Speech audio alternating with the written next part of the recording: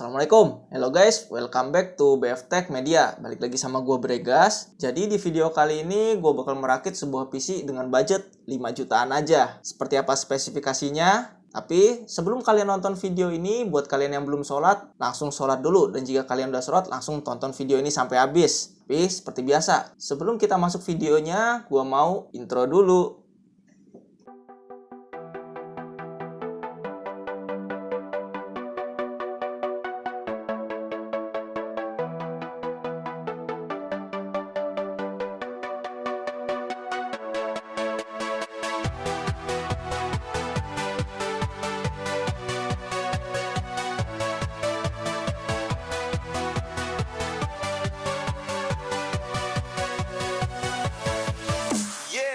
Oke, untuk komponen pertama dari prosesor. Di sini gue pakai prosesor dari AMD Ryzen 3 3200G. Prosesor AMD generasi ketiga ini memiliki 4 core dan 4 thread dengan base clock di 3,6 GHz dan boost clock hingga 4 GHz. Dan juga sudah ada APU di dalamnya yaitu Radeon Vega 8 yang berjalan di 1250 MHz. Udah lumayan lah, jadi nggak perlu nambah VGA card lagi. Atau kalau kalian mau nambah VGA card juga nggak masalah. Dan untuk harga prosesor ini sendiri sekitar 1,3 jutaan. Dari prosesor lanjut ke motherboard. Karena budgetnya 5 jutaan, jadi di sini gua pilih Mobo dari ASRock B450M HDV. Jadi ini adalah Mobo dengan chipset B450M termurah. Mobo 1,1 jutaan ini udah support untuk overclock prosesor dan RAM sampai 3200 MHz. Terus udah punya 4 slot SATA 3 dan 1 slot Ultra M.2 untuk SSD-nya. Jadi udah cukup banget lah pakai Mobo ini. Terus untuk RAM-nya yang gua pakai di sini adalah dari tim T-Force Delta dengan kapasitas 16 GB yang berjalan di 3000 MHz kalau SMP profile-nya diaktifin. Terus udah support dual channel dan udah ada nyala-nyala RGB-nya. Untuk harga RAM ini sekitar 1,3 jutaan. Kemudian untuk storage-nya di sini gua pakai SSD dari Adata SU650 dengan kapasitas 120 GB untuk sistemnya. Pokoknya kalau zaman sekarang SSD itu wajib hukumnya dalam sebuah PC supaya PC kalian makin ngebut. Dan untuk harga SSD ini cuma 350 ribuan. Dan untuk mensuplai semua komponen tersebut gua pakai power supply dengan kapasitas 550 watt dari Lux Aerocool. Di sini gua pilih yang non modular karena lebih murah aja. Udah ada nyala-nyala RGB-nya dan yang paling penting udah bersertifikat 80 plus bronze. Terus kalau kalian mau nambahin VGA card sekelas GTX 1650 Super juga udah cukup banget pakai power supply ini. Dan untuk harga power supply ini sekitar 550 ribuan. Dan yang terakhir untuk casingnya, di sini gue pakai casing dari Digital Alliance dengan seri Unicorn Shadow. Udah ada PSU cover dan dapat 3 fan RGB dalam paket penjualannya. Casing ini juga udah support untuk motherboard ATX, micro ATX, dan mini ITX. Dan bisa menampung 2 HDD 3,5 inch dan 2 SSD 2,5 inch.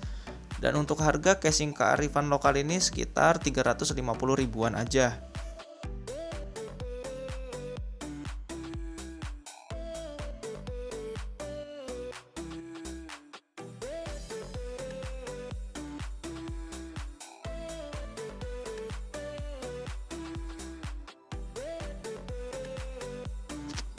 Oke guys, setelah kita rakit PC-nya, sekarang kita tes gimana performa PC ini. Saat ini gue melakukan benchmark menggunakan Cinebench R20. Kemudian kita coba lihat di HW infonya. Nah, ini HW infonya kita lihat. Dan di sini keempat core-nya berjalan di 3,9. Kemudian kita lihat temperaturnya juga masih aman lah, 67, sekitar 67, 68. Tapi nanti kita coba lihat sampai selesai, sampai berapa mentok temperaturnya.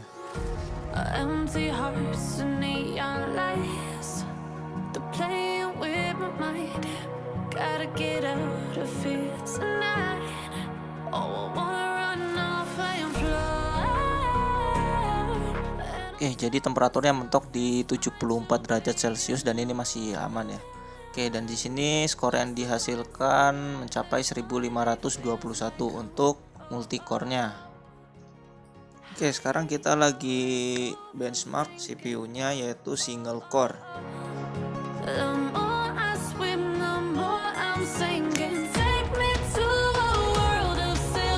Oke, Oke, sekarang kita sudah selesai benchmark single core-nya dan skor yang dihasilkan yaitu sekitar 404. Oke, sekarang kita akan lanjut ke pengujian gamenya.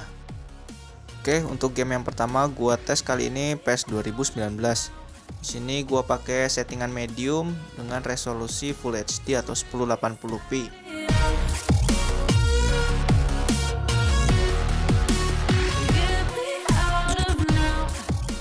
Pada saat main game di sini udah cukup lancar ya.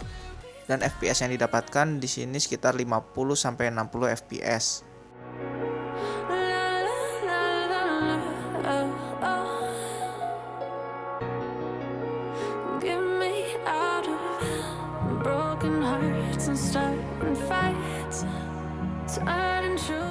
Selanjutnya game yang kedua di sini gua tes yaitu CS:GO. Di sini gua setting di resolusinya Full HD atau 1080p dan settingan high.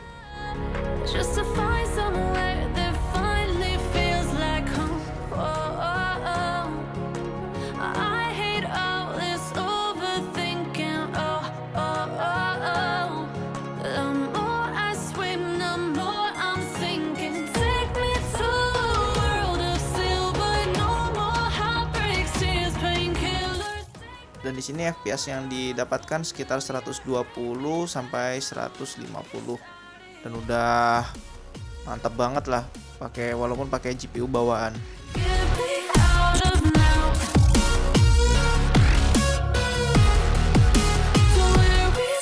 Oke guys, jadi tadi kita udah sama-sama lihat spesifikasi apa-apa aja yang kita pakai di PC rakitan 5 jutaan ini. Terus tadi kita juga udah tes juga benchmarknya single core dan multi core-nya menggunakan Cinebench R20. Tadi kita udah lihat juga hasilnya seperti apa. Dan juga pengujian main gamenya juga tadi kita udah lihat gimana hasilnya. Menurut gua masih worth it lah di tahun 2020 ini. Tapi saran dari gua aja nih, kalau misalnya kalian mau main game dengan GPU bawaan seperti ini, jangan set ke settingan high lah, apalagi very high. Kalau menurut gua dengan GPU bawaan ini cukup settingan medium dan resolusi Full HD atau 1080p itu udah cukup banget dengan rakitan PC ini. Tapi gimana menurut kalian? Tulis pendapat kalian di kolom komentar. Dan akhirnya sekian video kali ini, semoga bermanfaat. Jika kalian suka video ini jangan lupa untuk like, share, dan subscribe juga channel ini supaya kalian tidak ketinggalan info-info dan video-video terbaru dari kita. Semoga bermanfaat and see you on next video. Assalamualaikum.